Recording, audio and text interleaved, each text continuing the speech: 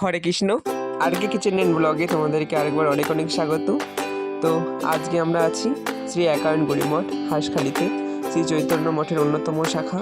এখানে আপনারা সবাই দর্শন করুন শ্রী একায়ন গৌর সুন্দর এবং রাধা গোপীনাথকে। তো এখানে মহোৎসব 3 দিন ধরে হচ্ছিল নিত্যানন্দ দিবস উপলক্ষে।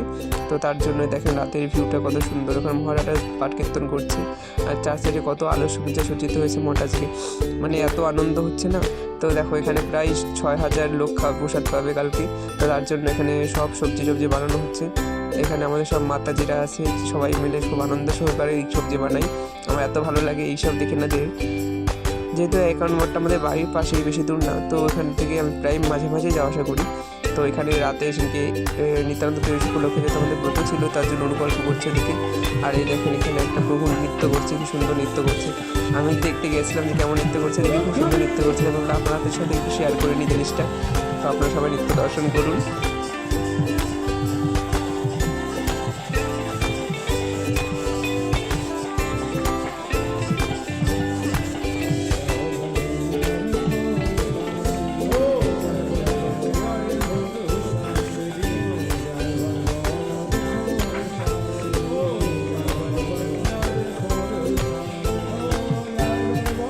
তো যাক, প্রভু খুব ভালো নৃত্য করলো।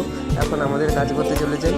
তো এখানে এসে উনুন ধরিয়ে আমাদের ডাল ভাজতে হবে এখন, যেহেতু অনেক খিচুড়ি হবে, তার জন্য এখানে জয় উনুন ধরাচ্ছে। আর ওদিকে ডালগুলো সব রেডি করা রয়েছে। তো এখানে সবাই ভক্তরা এসে দেখতে যে এত লোকের আয়োজন কী করে সম্পূর্ণ হবে। তো ওনারা না থাকলে সত্যি আমরা করতে পারতাম না। উনি আমাদের হাতে হাতে অনেক কাজ করে দিয়েছে। তো আজকের মতো এটুকুনি, পরের ভিডিওর জন্য অবশ্যই পাশে থাকবেন। হরে কৃষ্ণ।